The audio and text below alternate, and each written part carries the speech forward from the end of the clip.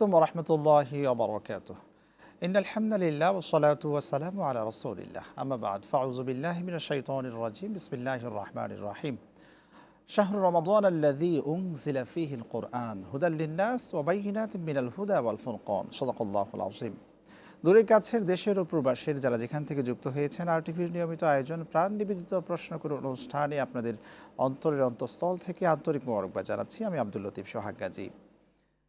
প্রিয় দর্শক, আপনাদের প্রশ্নের উত্তর দেবার জন্য আজ আমরা স্টুডিওতে আমন্ত্রণ জানিয়েছি বিদগ্ধ আলেম দ্বীন, বিশিষ্ট ইসলামিক চিন্তাবিদ, গবেষক, মিডিয়া ব্যক্তিত্ব ডক্টর মোহাম্মদ গোলাম কিবরিয়া পীর সাহেব, খানকায়ে শামসিয়া চিস্তিয়া ২৫০০ নারায়ণগঞ্জ।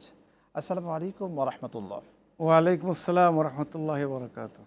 কেমন আছেন উস্তাদ? আলহামদুলিল্লাহ, আপনি কেমন আছেন? আলহামদুলিল্লাহ, আল্লাহ সুবহানাহু ওয়া তাআলা আমাদের ভালো রেখেছেন। প্রিয় দর্শক, আজকের মেহমানের সাথে আমরা পরিচয় হলাম। আজকের যে আলোচ্য বিষয় আমরা রেখেছি পবিত্র মাহে রমাদানের করণীয় এবং বর্জনীয় যে কাজগুলো রয়েছে এই বিষয়ে আমরা আলোচনা করব ইনশাআল্লাহ। এ বিষয়ের উপর প্রশ্ন রাখুন এবং একই সাথে টিভি স্ক্রিনে একটি ফোন নাম্বার দেখছেন, সেই নম্বরে ফোন করুন, জীবন ঘনিষ্ঠ নানা ধরনের প্রশ্নগুলো করুন।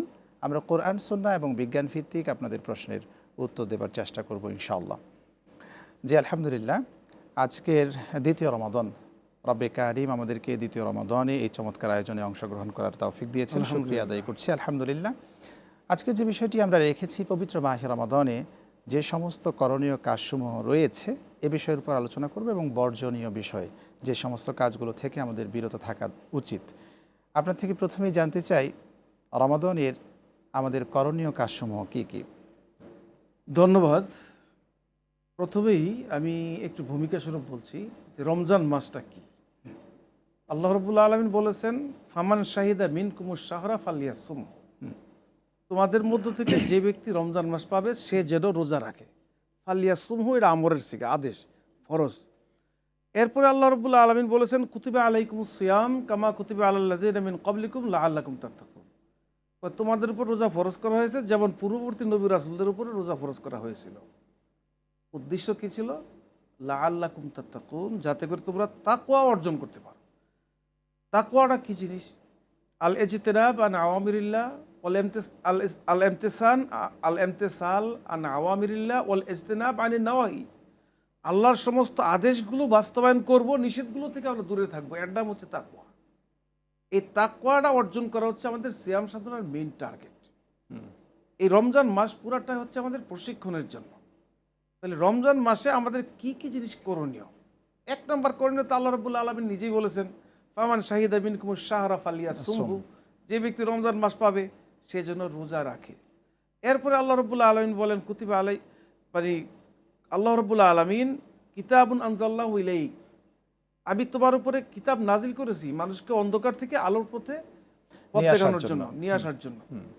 এই পবিত্র কোরআন আল্লাহ রাব্বুল আলামিন নাজিল করেছেন এই পবিত্র রমজান মাসে। ইন্না আনজালনাহু ফি লাইলাতুল কদর, আমি কোরআনকে নাজিল করেছি কদরের রাত্রিতে। এই রমজান মাসে কোরআন নাজিল করেছেন। কোরআন নাজিলের কারণে রমজান মহিমান্বিত, কোরআনের কারণে মুহাম্মদুর রাসূলুল্লাহ সাল্লাল্লাহু আলাইহি ওয়াসাল্লাম মহিমান্বিত, কোরআনের কারণে উম্মতে মুহাম্মদ হিসেবে আমরা সবাই মহিমান্বিত। আমাদের দ্বিতীয় কাজ, এক নম্বর কাজ হচ্ছে আমরা নিয়মিত সিয়াম সাধনা করব। দ্বিতীয় কাজ হচ্ছে আমরা কোরআন অধ্যয়ন করব, তেলাওয়াত করব। যারা আমরা তেলাওয়াত করতে পারি আলহামদুলিল্লাহ, তারা কোরআনটাকে বুঝে বুঝে পড়ব অধিক সময়, সারা বছরই পড়ব। প্রশিক্ষণ স্বরূপ এই মাসটাকে আমরা বেশি করে অধ্যয়ন করব, অর্থসহ তেলাওয়াত করব।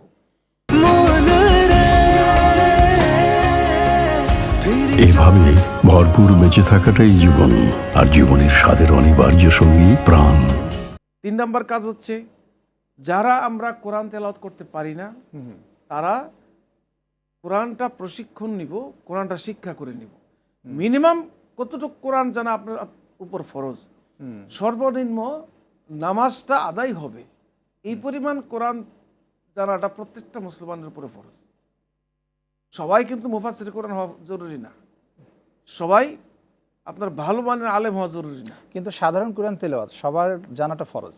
সাধারণ তেলাওয়াত বলতে মুখস্থ, আমি বলছি মুখস্থ 4টা সূরা, ফাতিহা সহ 5টা সূরা আপনাকে জানতেই হবে, নয়তো আপনার নামাজ তো শুদ্ধ হচ্ছে না। আর দ্বিতীয় কথা হচ্ছে তেলাওয়াতটা তো সমস্ত মুসলমানকে পড়তেই হবে। কেন? মান ক্বারা আল কোরআন হারফাম মিন কিতাবিল্লাহ ফালাহু আশরু আমসালিহা। যে ব্যক্তি কোরআনের একটি অক্ষর তেলাওয়াত করবে সেই ব্যক্তিকে আল্লাহ রাব্বুল আলামিন 10টি সওয়াব দিবেন। হাদিস শরীফে আল্লাহ রাসূল সাল্লাল্লাহু আলাইহি ওয়াসাল্লাম মান আদ্দা বিখাসলাতিন মিনাল খায়র কানা কামান আদ্দা 70 ফারিদাতান ফিমা সাওয়াহু। যে ব্যক্তি একটি কল্যাণকর কাজ করবে, একটা নফল আদায় করবে এই পবিত্র রমজান মাসে, অন্য মাসে একটা ফরজ আদায় করলে যেই সবে সেই সব দিবেন। ওমান আদ্দা ফারিদাতান কানা কামান আদ্দা 70 ফারিদাতান ফিমা সাওয়াহু। যে ব্যক্তি একটি ফরজ আদায় করবে অন্য মাসে 70টা ফরজ আদায়ের সব দিবেন। অতএব এই মাসে বেশি বেশি করে কোরআন তেলাওয়াত করব। 3 নম্বর প্রসঙ্গ হচ্ছে মানুষকে ইফতার করাবো। অনেকে দেখা যায় বিভিন্ন রং বেরঙ্গের ইফতার করতেছেন, ফেসবুকে ছাড়তেছেন। অনেকে গরিব মানুষও ফেসবুকে অ্যাড রয়েছেন। আপনি যে এরকম বাহারি ইফতারগুলো ফেসবুকে দিচ্ছেন, আর যারা সাধারণত পানি একটা খেজুর পায় না, পান্তা দিয়ে শুটকির ভর্তা দিয়ে ইফতার করে খায়, তাদের মনে কষ্ট আসবে। এজন্য আপনার দায়িত্ব হচ্ছে আপনার সক্ষমতা অনুযায়ী আপনার প্রতিবেশী যারা অক্ষম আছে তাদেরকে আপনি ইফতার করাবেন। আচ্ছা, আল্লাহ রাসূল সাল্লাল্লাহু আলাইহি ওয়াসাল্লাম বলেন, মান ফাত্তারা সাইমান কানা লাহু মাগফিরাতুন লিযুনুবিহি ওয়া ইতকু রাকাবাতিহি মিনান নার। যে ব্যক্তি একজন রোজাদারকে ইফতার করাবে, এই ইফতার করানোটা তার জন্য গুনাহ মাফের কারণ হবে এবং জাহান্নাম থেকে মুক্তি পাওয়ার কারণ হবে। ওমান আসবাআ সাইমান সাকাহুল্লাহু মিন হাউজি শারবাতান লা ইয়াদমু হাত্তা ইয়াদখুলাল জান্নাহ। আর যে ব্যক্তি একজন রোজাদারকে তৃপ্তি সহকারে খাওয়াবে, আল্লাহ রাসূল বলেন তাকে আমি হাউজে কাউসার থেকে পানি পান করিয়ে দিব, জান্নাতে যাওয়ার আগ পর্যন্ত সে পিপাসার্ত হবে। সুবহানাল্লাহ। অতএব রোজা রাখতে হবে, তেলাওয়াত করতে হবে, তেলাওয়াত শিখাইতে হবে এবং মানুষকে ইফতার করাইতে হবে, সহযোগিতা করতে হবে। সহযোগিতা করতে হবে। একজন দর্শক আছেন। জি, আসসালামু আলাইকুম। প্রিয় দর্শক, নাম বলে প্রশ্ন করুন। আমার নাম হারুন, আমি মেয়রপুর থানা থেকে বলছি, দামপুরা গ্রাম। জি প্রিয় ভাই, প্রশ্ন করুন। আমার প্রশ্ন হচ্ছে ওই ইমাম সাহেব যেটা খুতবা দেয়, যে মেম্বারে উঠে, মেম্বারের উপর মেহরবে উঠে খুতবা দেয় না, জি, ওই খুতবার 3টা সিঁড়ি, তো আপনার ওই সিঁড়ি ওই প্রথম সিঁড়িতে মানে পা আটছে না, ওই লাগে আপনার ওই দ্বিতীয় সিঁড়িতে উঠছে না, এটার পার্থক্যটা কি? দ্বিতীয় সিঁড়িতে উঠলে কি পাপ হবে না কোনো ক্ষতি হবে কি? ওকে, আপনি থাকুন, আপনার প্রশ্নের উত্তরেই যাচ্ছি। জি ওস্তাদ, আমরা দর্শকের এই প্রশ্নের উত্তরে দেওয়ার পরে মূলত আমরা আমাদের আলোচনায় ফিরবো ইনশাআল্লাহ। ভাই, যে হারুন ভাই যে জিনিসটা জানতে চেয়েছেন, মূলত যে মিম্বরের তো 3টা স্তর থাকে, ধাপ থাকে। এই 3টা ধাপের কোন ধাপে দাঁড়িয়ে মূলত আপনার খুতবা দেওয়াটা সুন্নত, এটা হচ্ছে ওনার জানার বিষয়টা। এবং দ্বিতীয় যে সিঁড়িটা রয়েছে সেখানে আমরা দাঁড়িয়ে কিন্তু খুতবা দেই না, তিনি এটাও প্রশ্ন করেছেন। এটা প্রশ্ন করেছেন। জি, সাধারণত আপনার দ্বিতীয় সিঁড়িতে বসবে, প্রথম সিঁড়িতে পা রাখবে, তৃতীয় সিঁড়িতে একটু হেলান দিবে, 3টা সিঁড়ি কাজে লেগে গেল। আপনি যখন দাঁড়াবেন তখন প্রথম সিঁড়িতেই দাঁড়াবেন। হ্যাঁ, কেউ যদি দ্বিতীয় সিঁড়িতে দাঁড়িয়ে স্বাচ্ছন্দ্য বোধ করে, হাতে লাঠি থাকে, সুন্দর মেম্বর থাকে সিস্টেম মোতাবেক, তাহলে আপনার কোনো সমস্যা নেই। কিন্তু যখন আপনি দেখা যাবে যে সিঁড়িগুলো ওই রকম সিস্টেমের নাই, যেই সিস্টেমের সিঁড়িটা ছিল জনাব মুহাম্মদুর রাসূলুল্লাহ সাল্লাল্লাহু আলাইহি ওয়াসাল্লামের, যে সিঁড়িগুলো আমি দেখে আসছি নিজে, মসজিদে নববীতে এখনো আছেন। প্রথমে সিঁড়িটা রাখা আছে মুহাম্মদ সাল্লাল্লাহু আলাইহি ওয়াসাল্লামের সিঁড়ি মিম্বর যেটা ছিল, এরপরে আবু বকর রাদিয়াল্লাহু আনহু যে মিম্বরটা ছিল সেটা ছিল, এরপরে এই খলিফা যাওয়ার পরে ওমর ইবনে খাত্তাবের আলাদা সিঁড়ি ছিল। তখন সাহাবায়ে কেরাম ইস্তেহাদ করলেন, যদি এইভাবে সবাইকে সম্মান করতে করতে সিঁড়ি নিতে থাকি তো সিঁড়ি তো চলে যাবে অনেক দূরে। অতএব রাসূল সাল্লাল্লাহু আলাইহি ওয়াসাল্লাম এবং আবু বকর রাদিয়াল্লাহু আনহু মিম্বর দুইটাকে অক্ষত রেখেছেন, বাকি মিম্বরটাকেই এখন পর্যন্ত চলতেছে। জাযাকাল্লাহ, শুকরান।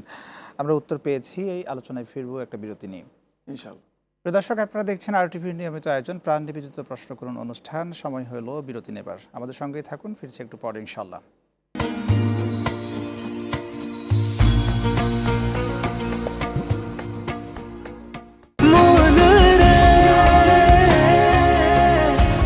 এভাবে ভরপুর বেঁচে থাকাটাই জীবন, আর জীবনের স্বাদের অনিবার্য সঙ্গী প্রাণ।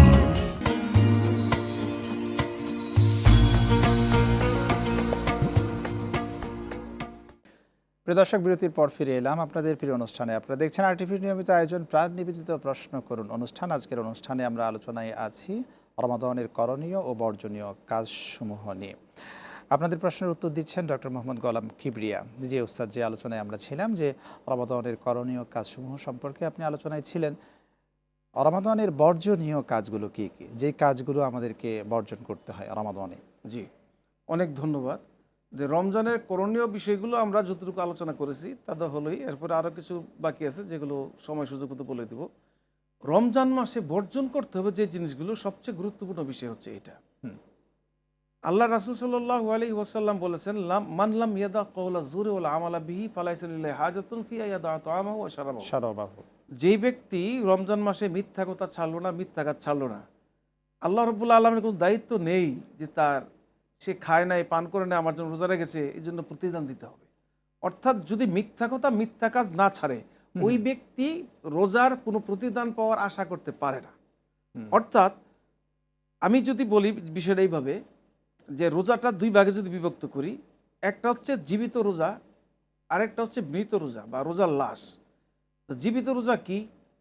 যখন বান্দা রোজা রাখলো, মিথ্যা বলল না, মিথ্যা কাজ করলো না, অশ্লীল কাজ করলো না, অযথা বেহুদা কাজ করলো না, সমস্ত সময়টুকু ইবাদত বন্দিগি এবং দৈনন্দিন জীবনের কাজের মধ্যে কাটিয়েছে, সেই ব্যক্তির জন্য আল্লাহ রাব্বুল আলামিনের রাসূলের ঘোষণা হচ্ছে, মান সামা রমাদান ঈমানান ওয়া ইহতিসাবান গুফিরা লাহু মা তাকাদ্দাম মিন যামবি।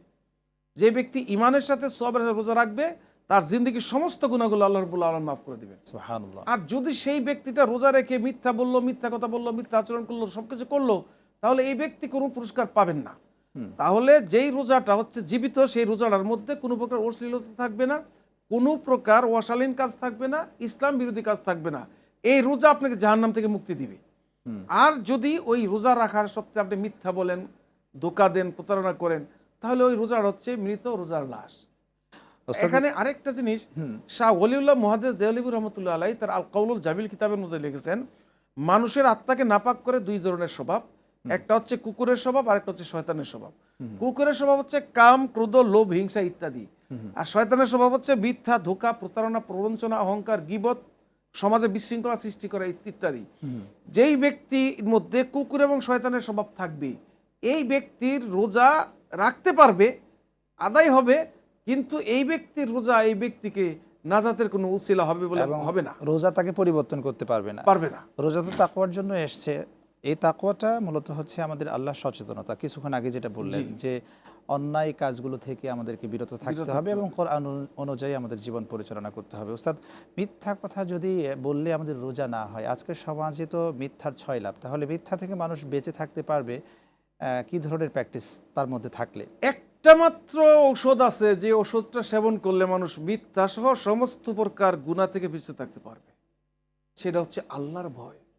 আচ্ছা, এই যে সকালে আমরা সুবে সাদেকের আগে সাহরি খেয়েছি, সেই সন্ধ্যা নেমে আসলে যখন মাগরিবের আজান দিবে তখন কি আমরা ইফতার করব? এই দীর্ঘ সময় ক্ষুধার্ত হয়ে যাই। আমি নিজেও ডায়াবেটিসের রোগী, মানে 3টার পরে গিয়ে আমিও নিজেও একটু অসুস্থ বোধ করি, কিন্তু এরপরেও আমার ঘরে কি খাবার নাই? আছে। যারা নদীতে গোসল করে তারা ডুব দিয়ে পানি খেলে পারে না? পারে। একটা মাত্র ভয় যে আল্লাহ দেখে ফেলবে। এই অনুভূতিটুকু যদি সারা দিন, সারা মাস, সারা বছর বান্দার মধ্যে থাকে, তার মুখ থেকে কখনো মিথ্যা বের হবে না, মিথ্যা আচরণ বের হবে না, গুনার কাজ হবে না, লোভ থাকবে না। লোভ কিন্তু মানুষকে জাহান্নামী করে দেয়। তারপরেও তো ওস্তাদ অনেকে আছেন যে অনিচ্ছাকৃতভাবে মিথ্যা কথা, এই যে দীর্ঘদিনের প্র্যাকটিস, মিথ্যা কথা বলে ফেলেছেন, তাহলে কি তার রোজাটা নষ্ট হয়ে যাবে? আর তাইবু মিনাজ জামবে কামান লা জামবা লাহু, গুনাহ থেকে তওবা করে কেউ যদি সৎ পথে চলে আসে, কামান লা জামবা লাহু, সে গুনাহই করে নাই, যদি তার মধ্যে এই অনুভূতিটুকু আসে, পূর্বে যত মিথ্যা বলেছিলাম আর করব না, আল্লাহ তুমি আমাকে হেফাজত করো, এই নিয়ত করে এবং নিয়মিত সত্য কথা বলতে থাকে, পিছনের সমস্ত মিথ্যা কথার গুনাহগুলো আল্লাহ মাফ করে দিবেন। শুধু তাই না, সূরা ফুরকানের মধ্যে আল্লাহ রাব্বুল আলামিন বলেছেন, ইল্লা মান তাবা ওয়া আমানা ওয়া আমিলা আমালান সলিহা ফাউলাইকা ইউবাদদিলুল্লাহু সাইয়্যাতিহিম হাসানাত, যে ইল্লা মান তাবা, যেই ব্যক্তি তওবা করেছে, ঈমান এনেছে, নিয়মিত নেক কাজ করেছে, তার পূর্বের সমস্ত গুনাহগুলো আল্লাহ নেকিতে পরিণত করে দিবেন। এটা তার জন্য পরম পরম পরম সৌভাগ্যের বিষয়। সে যে অনুভব করেছে আমার মিথ্যাগুলো অন্যায় ছিল, আল্লাহ তো এটাই চান। আল্লাহ এটাই চান। একটা ওট হারিয়ে যাওয়ার পরে যদি ওটটাকে ফেরত পায়, মালিক যেভাবে খুশি হয়, একটা বান্দা বেপ্রান্ত থেকে সঠিক পথে, হেদায়েতের পথে আসলে আল্লাহ রাব্বুল আলামিন তার চেয়ে বেশি খুশি হন। একজন দর্শক আছেন। আসসালামু আলাইকুম, প্রিয় দর্শক, নাম বলে প্রশ্ন করুন। ওয়ালাইকুম আসসালাম। হুজুর, জি, রমজান মাসে রোজা রাখাকালীন অবস্থায় যদি স্বপ্নদোষ হয় তাহলে কি রোজা ভেঙে যাবে? ওকে, আপনি থাকুন। খুব গুরুত্বপূর্ণ একটি জীবন ঘনিষ্ঠ প্রশ্ন করেছেন। রোজারত অবস্থায় যদি স্বপ্নদোষ হয়, দিনের বেলায় অনেকে ঘুমিয়ে ধন্যবাদ। পড়ে। দিনের বেলা তো অনেকেই ঘুমান, যেমন রাত্রিতে তারাবি পড়ে আসতে আসতে 10:30 বাজে, একটু খাওয়া দাওয়া করতে করতে ঘুমাইতে ঘুমাইতে সময় লেগে যায়, সারি খেয়ে অনেকে আবার একটু ঘুমান, অফিস যাওয়ার আগ পর্যন্ত ঘুমান, এতে এই সমস্যা হতেই পারে। এই যে জিনিসটা ইনি বলেছেন, এটা তার নিয়ন্ত্রণের বাইরে, এটা তার ব্যক্তিগত কন্ট্রোলের বাইরে। এটার জন্য আপনি জবাবদিহি করতে হবে না, আপনার রোজা ভাঙবে না, আপনার গুনাহ হবে না। আরেকটা জিনিস হচ্ছে, স্বপ্নে তো অনেক কিছু খায়, তখন কি আপনার রোজা ভাঙবে না? ভাঙবে না। এটা স্বপ্নে যেটা হয়েছে টোটালি আপনার আউট অফ ইউর কন্ট্রোল, এটার জন্য আপনি জবাবদিহি আল্লাহর কাছে করতে হবে না। বরং আপনি একটু সচেতন থাকবেন, সূরায়ে নাস এবং ফালাক পরে ঘুমাবেন, বুকে ফু দিয়ে ঘুমাবেন, শয়তান দূরে থাকবে ইনশাআল্লাহ। আচ্ছা, শয়তান দূরে থাকবে। শয়তান আমরা যতটুকু জানি, রমাদান মাসে শয়তানের কার্যক্রম বন্ধ থাকে, শয়তানকে শিকল পরিয়ে বেঁধে রাখা হয়, এই ধরনের নানা ধরনের কথা আমরা জানি বলতে কি আমরা হচ্ছে যেটা শুনি আলেম ওলামাদের কাছ থেকে, আপনারা এই বিষয়গুলো বলে থাকেন। তাহলে শয়তান কিভাবে তাকে ধোঁকা দিচ্ছে? ধন্যবাদ আপনাকে, অনেক ধন্যবাদ এই প্রশ্নটা করার জন্য। আল্লাহর নবী সাল্লাল্লাহু আলাইহি ওয়াসাল্লাম বলেছেন, ওতিয়াত উম্মতি খামসা খাসালিন ফি রমাদান লাম তুতাহা উমামুন ক্বাবলাহুম, যে এই উম্মতের জন্য রমজান মাসে আমি 5টি বৈশিষ্ট্য দিয়েছি, পূর্বের কোনো উম্মতকে দেই নাই। এর মধ্যে একটা, 5টা তো বলতে পারবো, সময় কম। একটা হচ্ছে অসুফিদাত মারাদ্দাতু শায়াতিন, যে এই রমজান মাসে মরদুদ শয়তানগুলোকে বেঁধে রাখা হয়, মানে অধিক দুষ্ট যেগুলো আছে ওদেরকে বেঁধে রাখা হয়, সবগুলোকে বেঁধে রাখা হয় না। বাকিগুলো তো আপনাকে ধোঁকা দিতে পারবেই, এক। দ্বিতীয়ত হচ্ছে ব্লাড প্রেশারের একটা বিষয় আছে, ব্লাড প্রেশারগত কারণে ওই জিনিসগুলো হয়ে থাকে। জি, শুকরান। আমরা শুনবো ওস্তাদ, একটা বিরতি নিয়ে আসি ইনশাআল্লাহ। আমাদের সাথে একজন দর্শক আছেন। আসসালামু আলাইকুম। প্রিয় দর্শক, নাম বলে প্রশ্ন করুন। ওয়ালাইকুম আসসালাম। আমি যদি প্রশ্ন করুন। আসসালামু আলাইকুম। জি, লাইন মনে হয় সম্ভবত কেটে গিয়েছে। চেষ্টা করুন প্রিয় দর্শক, বিরতির পর ইনশাল্লাহ আপনি প্রশ্ন করার সুযোগ পাবেন। দর্শক, আপনারা দেখছেন RTVর নিয়মিত আয়োজন প্রাণ নিবেদিত প্রশ্ন করুন অনুষ্ঠান। সময় হয়ে গেল আরেকটি বিরতি নেবার। আমাদের সঙ্গেই থাকুন, ফিরছে একটু পরে ইনশাল্লাহ।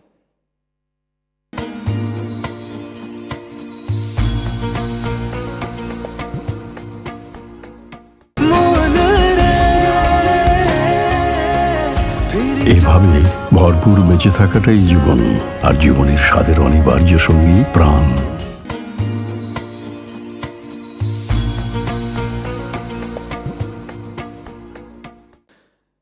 প্রিয় দর্শক, বিরতির পর ফিরে এলাম আপনাদের প্রিয় অনুষ্ঠানে। আপনারা দেখছেন RTVর নিয়মিত আয়োজন প্রাণ নিবেদিত প্রশ্ন করুন অনুষ্ঠান। একজন দর্শক আমাদের সাথে যুক্ত হয়েছেন বিরতির পরে সাথে সাথে। প্রিয় দর্শক, আসসালামু আলাইকুম। নাম বলে প্রশ্ন করুন। আসসালামু আলাইকুম। সম্ভবত লাইনটি কেটে গেছে। জি, যে আলোচনায় আমরা ছিলাম, একজন দর্শক আমাদের যেমন জানতে চেয়েছিলেন যে স্বপ্নদোষের বিষয়টি, সেখানে শয়তান যদি অস্ত্রশস্ত্র তাকে না দিতে পারে, তারপরে ওটা হয়ে থাকে। আপনি বলছিলেন যে রক্তচাপের কারণে কিন্তু হয়ে থাকতে পারে। এরপরে উস্তাদ, আমরা আমাদের সমাজে দেখি যে মানুষ এখনও নানা ধরনের অন্যায় কাজের সাথে সম্পৃক্ত রয়েছে। রমাদান মাসে শয়তানকে বেঁধে রাখা যদি হয়ে থাকে, তারপরেও কেন মানুষ বিভিন্ন ধরনের অন্যায় কাজের সাথে সম্পৃক্ত হচ্ছে? ধন্যবাদ। আপনি আরেকটা বিষয়কে নিয়ে আসছেন নতুন করে, সেই জিনিসটা আমরা আলোচনায় ফিরবো ইনশাল্লাহ। একজন দর্শক অপেক্ষায় আছেন।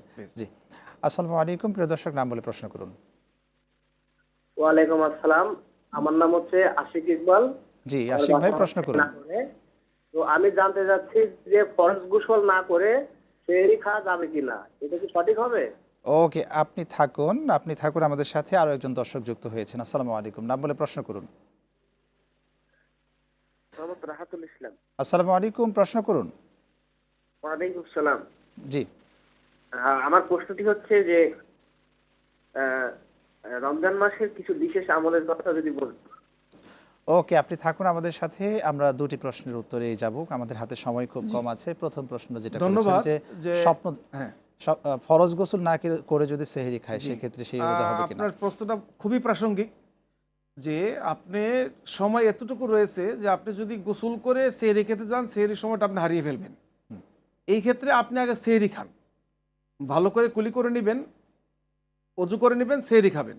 সেহরি খাওয়ার পরে আপনি গোসল করেন, এতে আপনার গুনাহ হবে না। কিন্তু হাতে যদি সময় থাকে, আপনি গোসল করার পরে আপনি সেহরি খেতে পারবেন, সেই ক্ষেত্রে আপনাকে অবশ্যই গোসল করে আপনি সেহরি খাওয়াটা উচিত, যেহেতু রমজান মাস। আরেক ভাই প্রশ্ন করেছেন যে রমজান মাসের বিশেষ কোনো আমল আছে কিনা? আমল আছে কিনা? হ্যাঁ, অবশ্যই রমজান মাসের বিশেষ আমল হচ্ছে আপনি বেশি বেশি করে তেলাওয়াত করবেন, জিকির করবেন, তাসবিহ পড়বেন, সুবহানাল্লাহ, আলহামদুলিল্লাহ, লা ইলাহা ইল্লাল্লাহ, তাহলিল করবেন, আল্লাহু আকবার লিল হামদ, মান ক্বালা ফি কুল্লি ইয়ামিন মিয়া মাররা হাত্তা খাতায়াহু ওয়া ইন কানাত মিসলা জাবাদিল বাহরি সুবহানাল্লাহি ওয়া বিহামদিহি। যে ব্যক্তি দৈনিক 100 বার এইটুকু পড়বে সুবহানাল্লাহি ওয়া বিহামদিহি, সুবহানাল্লাহি ওয়া বিহামদিহি, সুবহানাল্লাহ। সমুদ্রের রাশি পরিমাণ গুনাহ হলে আল্লাহ রাব্বুল আলামিন মাফ করে দিবেন। এরপরে আপনি দান সদকা করবেন, ইফতার করাবেন, জবানের হেফাজত করবেন, গীবত করবেন না। একজন দর্শক আছেন আমাদের সাথে। আসসালামু আলাইকুম।